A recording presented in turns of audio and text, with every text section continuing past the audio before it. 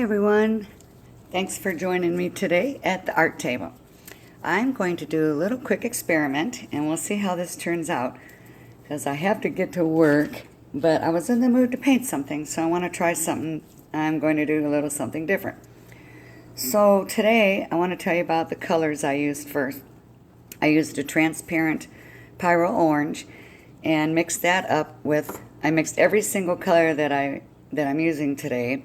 I mixed it with some gloss medium, some acrylic glaze, liquid satin, and of course my dimethicone and my Floetrol. Now I did use like 3/4 of Floetrol compared to the paint itself. Now in the orange, this is the only color that I'm using today that is a transparent.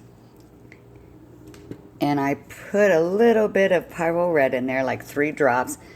And that is not transparent, but I wanted to make it a little darker orange. And then I used a cream colored paint, and I dropped a couple drops of the white in there. I used a greenish blue, a regular, like a turquoisey blue, and I poured it all into my cup. Actually, I have 2 colors of blue, like a darker blue and then a turquoise blue. And I poured it into my cup, and I can already see like some cells forming.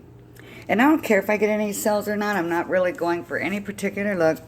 I just wanted to mix all these up with using extra Floetrol, and then I squirt the dimethicone in between each layer as I poured it in the cup. And let's see what we get, y'all. I'm going to blow the dust off here. I'm going to do a flip cup pour today. That way it's pretty even. And what I've been wanting to do is I want to get another painting or something underneath that so I can scrape that and not waste so much paint.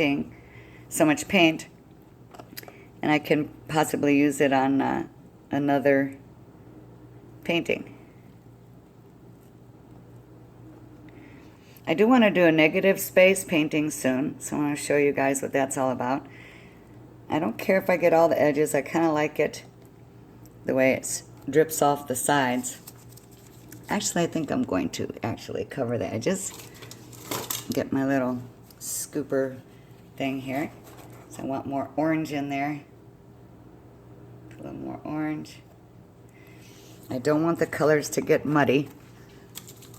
So I'm just going to try to scoop them up in there. I don't have a flat enough surface on the bottom that's going to allow me to, to scrape that. So kind of going to put that in here. Let me scoot that up here.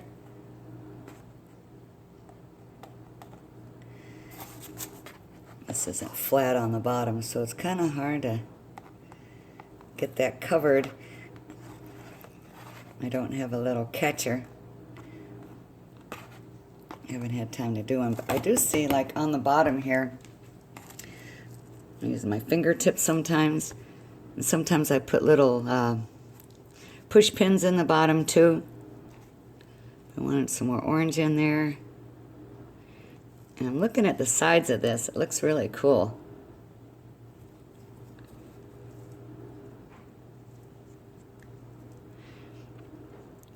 The Floetrol is really helpful. Really helps this move along. I'm going to use some of these drip cups that I have down here and kind of splash it on there. A little experimente. And then I got this corner side over here.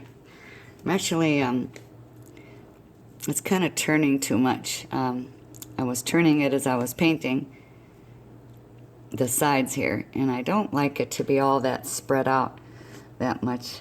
I kind of like it more when it's not so, I don't know, 70s looking. I like it. I'll bring you up here and look. I think it turned out nice. I do want a little more orange in there, maybe a different blue on the side here, so I'm going to pour some of this here like ribbony, make it kind of ribbony. And I'm going to use my stir stick to just splash a little orange in it.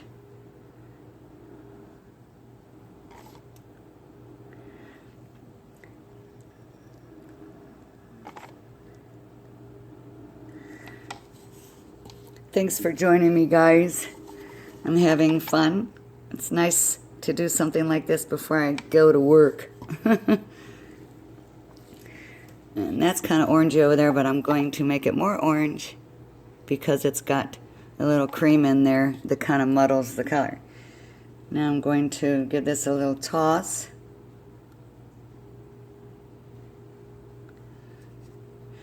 And you can always, I think that what I've done is I've worried too much about the sides.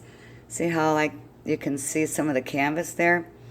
You can always touch that up later even, because what I do is I try to save some of my paints, and I'll put a piece of foil over the cups, and I can use that paint later.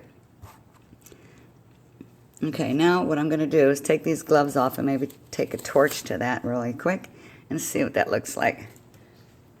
I guess I didn't have to take my glove off, but I want to put it in this container over here to dry while I'm at work. Okay, now I want to use this torch this up. I'm probably all out of fluid. I am, and I don't have time right now to put it in there. Okay, so forget the torch today, y'all. I think this looks good, and then I will get another video together when this dries a little more after work, and then tomorrow after I put the resin on top. Okay, thanks for watching, you guys. I'm off to work. I'm going to go put this up on YouTube. Ciao, everybody. So I'm back really quick, guys, before I go to work. I didn't mean like when I said earlier put it up on YouTube, I meant upload it into the computer so I can then put the videos together for YouTube. But I want to show you something really quick before I go to work. I did add a little more, some ribbons through here with some paint that I had in the cups. And sorry about the jiggling, I'm holding it with my hand. And then I took a stir stick and made some splashes out here on that. Kind of looks like a little sea creature.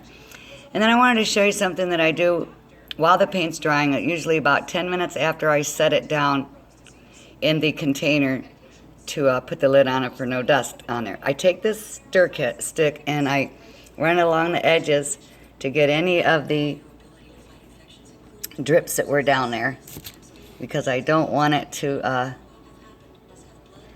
have drips. But what I do is when I do have drips, they're real easy to sand off. I've even used a fingernail file before to get some of those drips off. Now with the resin, it's really hard when you put a hard countertop resin on there and you have those drips.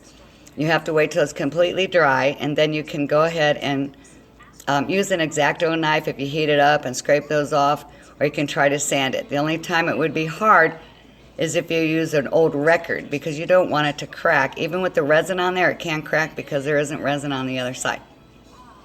Okay, so I can actually see I got a hair in this painting. So now I'm going to show you guys how I get that out. Okay, so I'm glad I took a look at this to show you guys one last thing before I put the cover on to go to work, or I wouldn't have been able to discover my hair. So what I do is take the tweezers and I find a spot. In order to pull the hair out, I find a spot that would be already looks busy, because I don't want to distract a certain area. Like right here, see how the paint kind of flows out and like little splashes? That's really pretty. So I don't want to grab it from there because I might ruin that specific design. So I'm going to try to just grab it. Let's see. I might even see if I can grab it off the end here. Yeah, here's a piece. I don't even need the tweezers. And we'll pull it up real slow and see how that does. And there you go. It turned out perfect. And the hair is so fine, so the paint as it's drying will actually cover that up. Okay, so here it is now. And I will get another video of when it's dry. Thanks for watching, everybody. Have a great day. Ciao. This is the finished product. I did put a quick spray sheen on top just to protect it. Now at this point I can always paint over it or whatever. So I wanted to show you that the paint moved a lot, but it still kept its certain designs. However, on the ends of this little guy right there, it looks like a little clownfish, they ended up not having points on the end, and they got squared off because of the paint. The paint is too thick, and this is what causes your design to get covered over in certain areas. And the main thing, when the paint is too thick, you get these little pinholes all over. I have just maybe 2 or 3 paintings with these pinholes, and it's mainly due because the paint is just too thick. So I want you guys to know that out there.